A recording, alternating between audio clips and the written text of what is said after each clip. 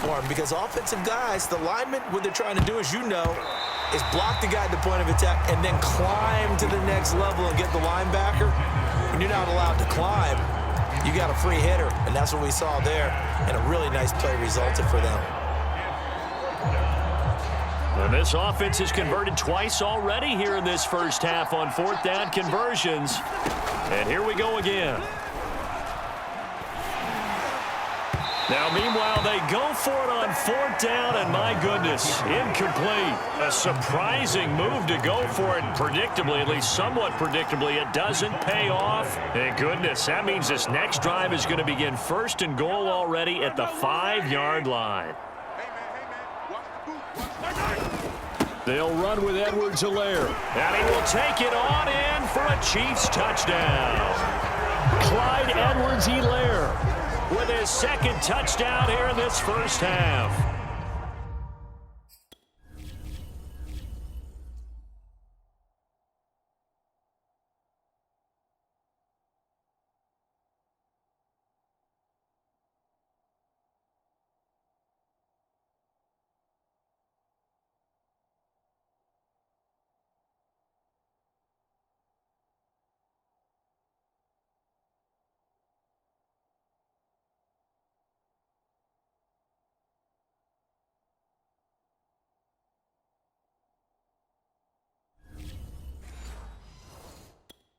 And the Chiefs are able to strike quickly to add on to their lead.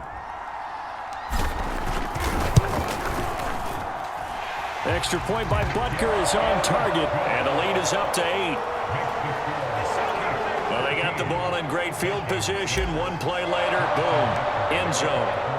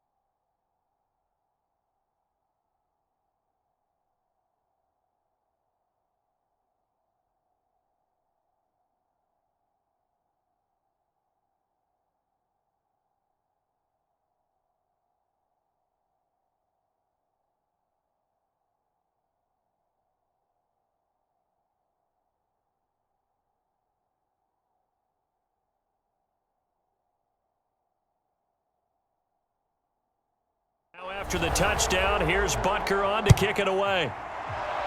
And they're going to mark that where it went out of bounds, so really good starting field position up past the 40-yard line.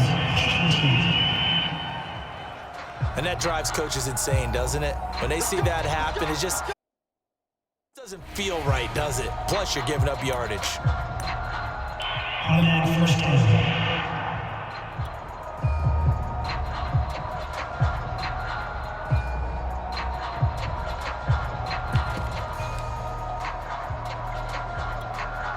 Cousins and the Vikings with a 1st and 10 at their own 42. He'll drop to throw.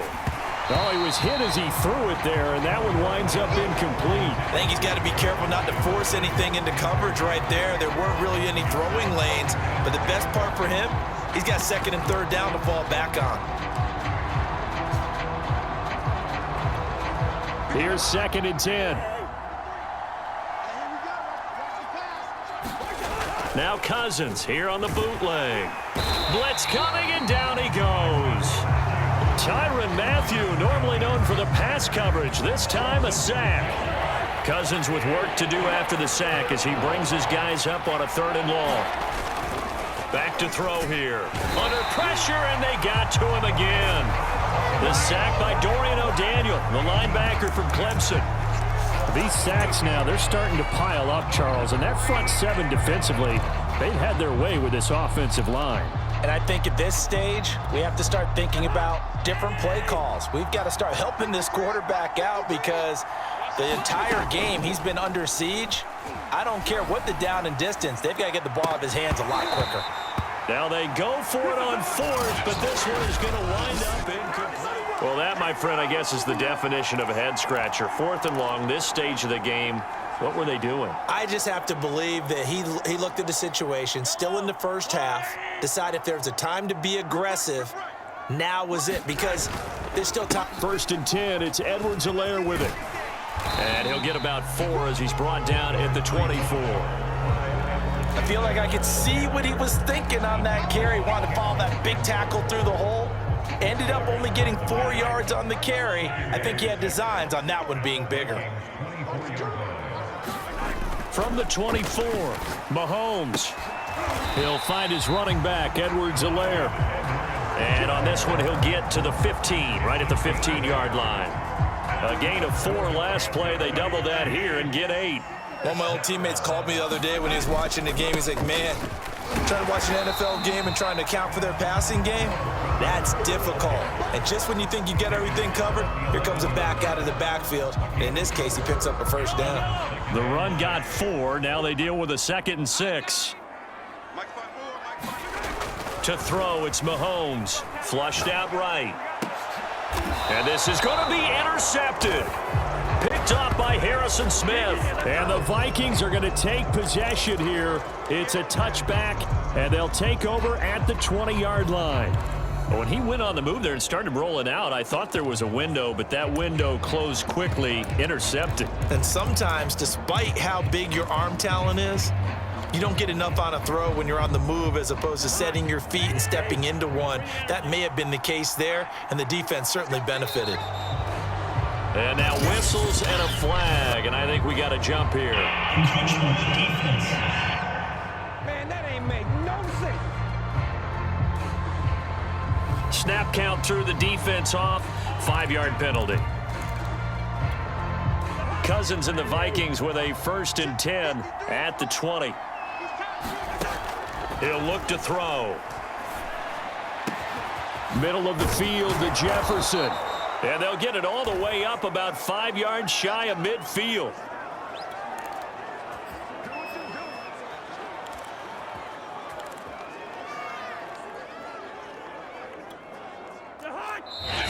Coming up at halftime in a little less than 2 minutes, we'll send you to Orlando where Jonathan Coachman is standing by. He'll have highlights and analysis of this first half.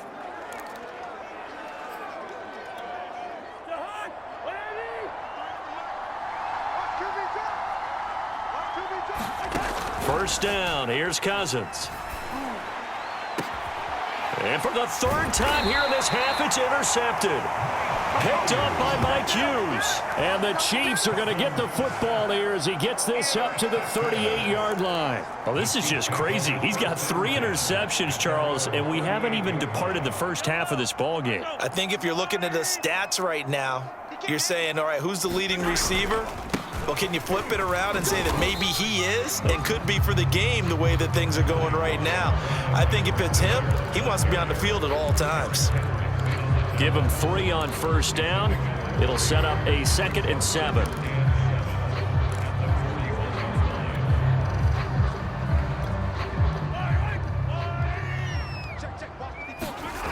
Mahomes going to throw. And his pass is intercepted for the 4th time today. Picked off right around the 43. And they will finally put an end to the return, but not until he takes it back all the way inside the 10-yard line. Suddenly it's 1st and goal after the interception. A quick change in the situation here. Trying to shake off the interception from the last drive. He'll look to throw. And it's intercepted at the goal line. Picked up by Mike Hughes. And the Chiefs are going to take over once again, and they'll have it at their own 8-yard line. And give him now 4 interceptions in this game. That's only the third time this has been done since the year 2000. I think that tells you how much better teams have gotten at throwing the football. Because if you go all the way back to 1960, 12 times before that, there have been guys who've gotten 4 interceptions or more in a game. I mean, most recently, since 2000, Delta O'Neal and D'Angelo Hall. It's a pickup of 4, and it'll bring up second down. Well, they did throw interceptions on their last 2 drives, so no surprise at all they decided to start it with a running play. I'm actually a little bit surprised, though, that they got as much out of it as they did. Yeah, decent little gain. Puts them in a pretty good spot for second down. Good, strong throw and catch right there. And so far in this game, the alleys have been open for them to get completions, and they're taking advantage of it.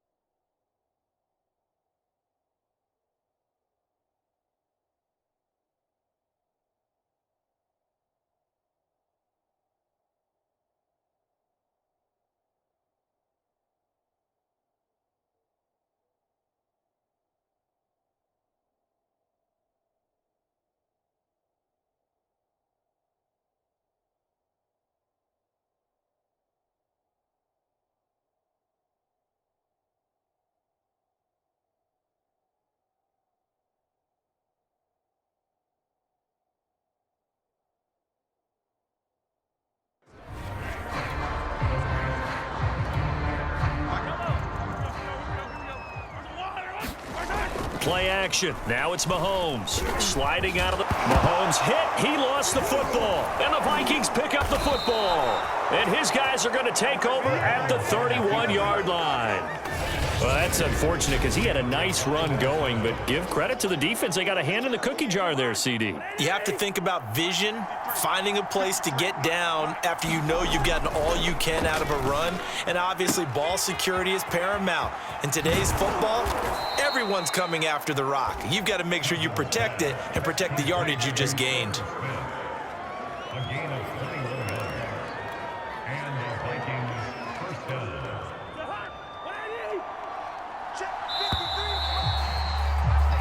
So we've come upon half. There you have it. Halftime quickly over. Third quarter, here we go.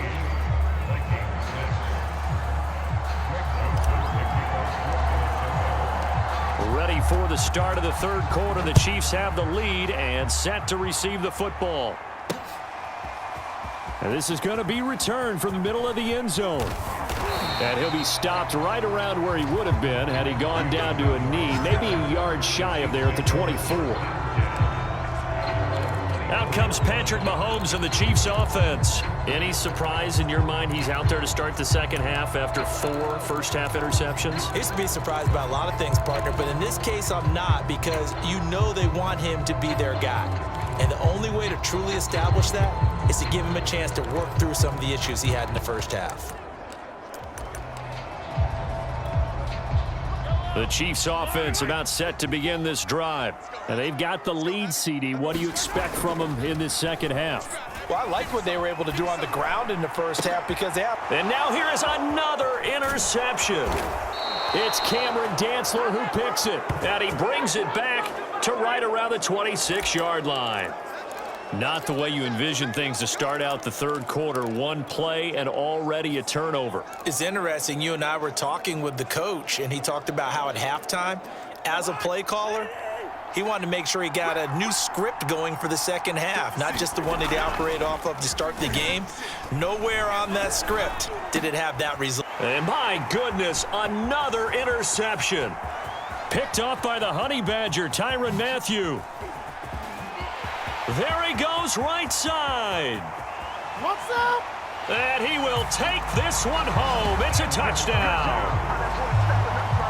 Coaches preach all the time about opportunities and taking advantage of